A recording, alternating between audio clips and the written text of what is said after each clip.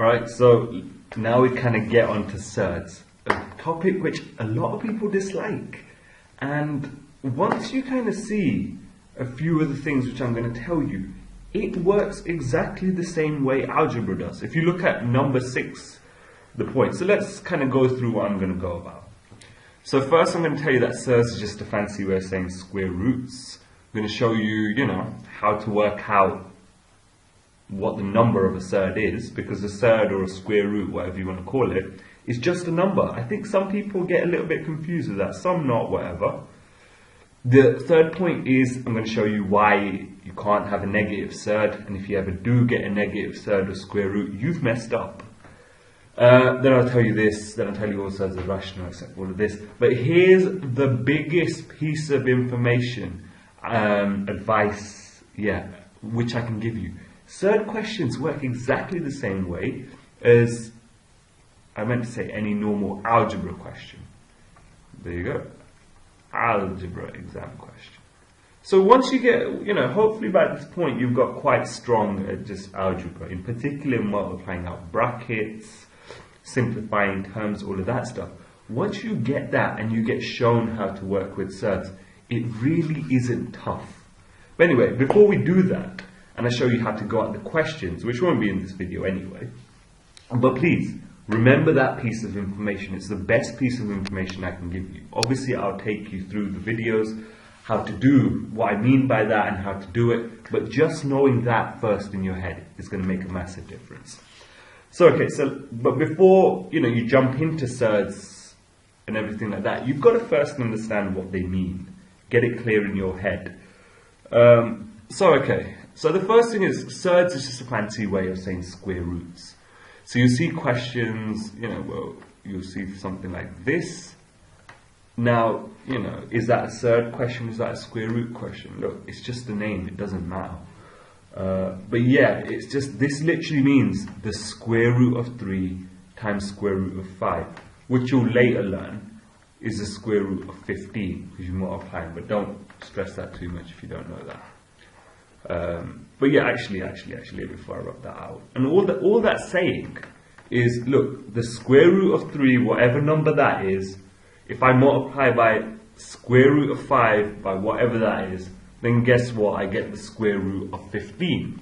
So actually, what I want you guys to do is grab a calculator and, just put in the square root of 3 and find out, what number is that. You should get a number that's something like 1.732, and obviously it keeps going. Then put in the square root of 5. So that's like 2.236. And then find out the square root of 15.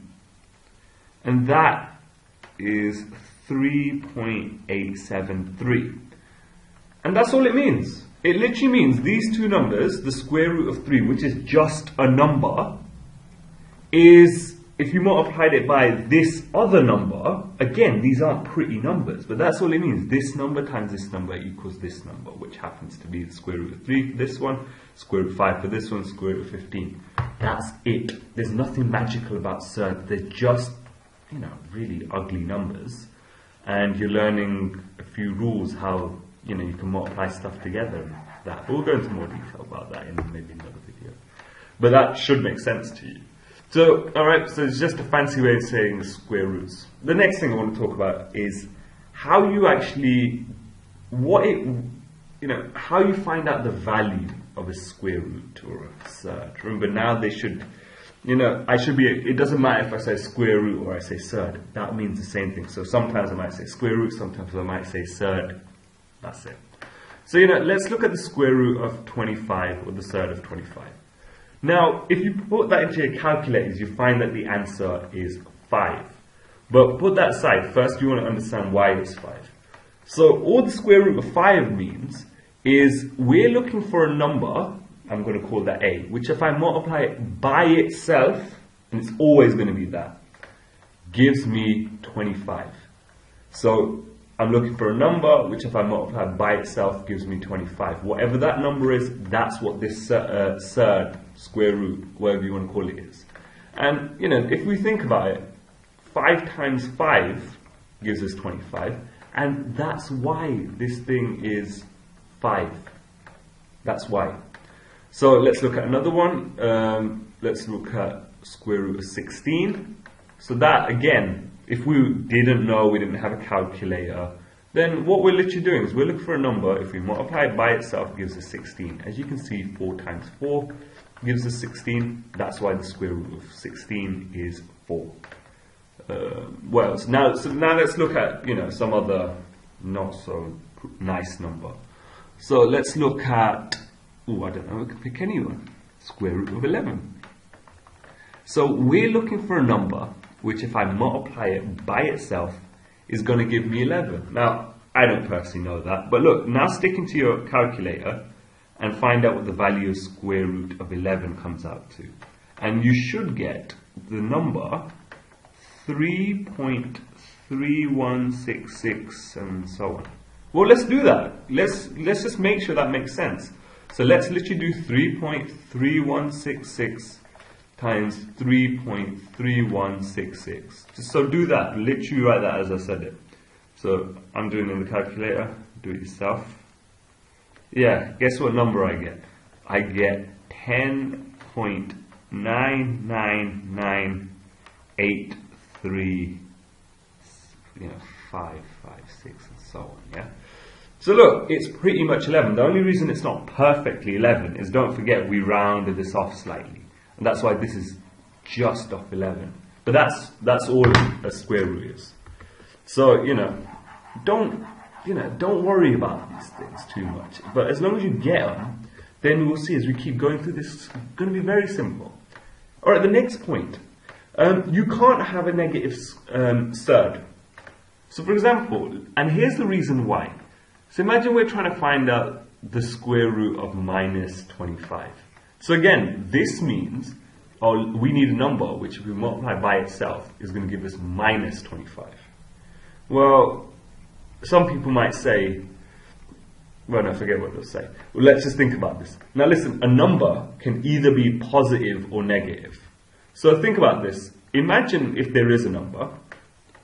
Well, then a positive times a positive would give us a positive, right?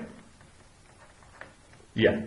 So it definitely, whatever the answer to this is, it can't be a positive number because we're looking for minus 25. But here's the other issue.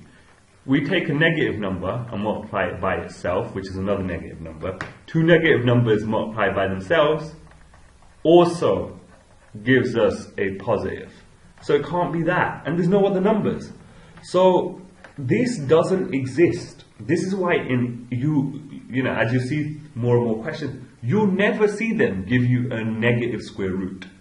And just a point as well, like when you did the quadratic formula, or if you haven't done the quadratic formula, you know how it's, it looks like something like this, plus or minus, then you get like a square root of, 2 or something.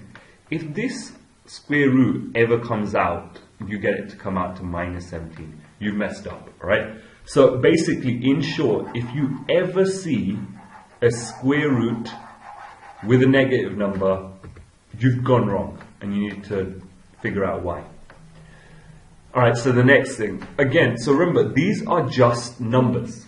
These are just numbers. Square root of 1, square root of 2, square root of 3, so on. They're just numbers. So the next point is that literally, square root of 7 is bigger than square root of 6. Why? So square root of 6 means we're looking for a number. If we can multiply it by itself, it gives us 7. Whereas the square root of 6 means that if there's a number multiplied by itself, it gives us 6. Well, obviously, the number which, if we have to multiply by itself to give us 7, is going to have to be bigger than the one for 6. So all I'm saying is like square roots go up in size. So square root of 112 is bigger than square root of 113. What am I talking about? No, ignore that example. Terrible example. So the square root of 112 is bigger than the square root of 103. Yeah? But, so this is our start. This is smaller.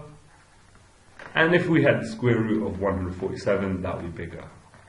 Hopefully that didn't confuse you with my stupidity there. But yeah, hopefully that makes sense. Alright, so that's the next thing. And that's a very important point to know, by the way. That's a very, very important point to know. And I'll go over videos why. So remember that, because what they'll sometimes do, they particularly test you on that. But again, don't worry, just keep that in mind. Alright, so the next thing. All surds are irrational, except these. So the first thing before, if I tell you this, I've got to obviously explain to you what irrational means. So irrational, plug in, let's find out, plug in square root of, 26. Let's plug in square root of 13. Let's plug in square root of 3. So, let's just quickly do that in the calculator. Square root of 6 thing, I've got it as 5.099019514. And here's the thing, it would keep going forever, by the way. It's just that the calculator runs out of numbers. This number just keeps going on forever. Similarly, the square root of 13, that's equal to 3.60555, 1275, so on, so on. Square root of 3 is 1.7320508088, so on forever and ever. So can you see these numbers are they go on forever, there's no real pattern, they're just really ugly, and they just keep going on forever. That's what irrational means. It goes, in a way, what it's saying is there's no way to predict how it goes on, and it never stops. So it's something which just keeps on going forever, and there's no way of predicting. The more, the proper term is you can't write it as a fraction. So for example, some people think, oh, well, is 1 over 3 is obviously 0.33333. Yeah, is that irrational because that goes on forever? No, because you can predict what's going to happen. You can't with these. And the real thing about irrational is literally it cannot be written as a fraction, so you can't. 2 over 7 is rational because you can write it as a fraction. Also, what is 2 over 7? Yeah, 2 over 7, by the way, is 0.285714285714, and this basically keeps repeating like this. So you see, you can either think of it kind of right as a fraction, or you can think of it as there is some way that you can predict that it's going to go on forever. It doesn't matter. But really, to make your life even easier, for GCSE, here's what you need to, even if you just remember this is more than good enough. And remember, I never kind of cut any shortcuts for you. Just remember that irrational literally means not a whole number. Literally, that is good enough for the whole of GCSE. Irrational just means it's not a whole number, but hopefully you understand really it's a little bit more than that. It's something which you can't predict. It just keeps on going forever. But even if you remember just this, that will be more than good enough. Okay. So the next point about that is basically every square root, and do you remember we looked at square root of 3, we looked at square root of 26 and 11, I forget which ones. You remember the ones I put up? But they all just went on and they're total rubbish. Well, here's the deal. Every single surd in the world, is rubbish. Total rubbish. It just keeps going on forever. It's just a messy number. Except these ones, the square numbers. And there's a reason why. If you look at square root of 36, we're thinking about a number which if we multiply by itself gives us 36. Now, obviously 36 just in reality is 6 squared, which means 6 times 6. Look for a number if you multiply by itself, gives us 6 times 6. So obviously a is going to be 6 there. But don't overcomplicate this. Just know that all the square numbers, they're the only ones which aren't irrational, and that's going to be a really important point for when you want to simplify surds, because Here's one thing I want you to do as well. I want you to type in to your calculator. No, I don't want you to type in that. I want you to type in this. 5 times square root of 2. Okay, so just do that in the calculator. I want 5 lots of square root of 2, which by the way, later you'll learn can just be written as 5 root 2. Now, that, as you can see, is 7.07107 and so on. Yeah. Now I also want you to write square root of 50, which is the same.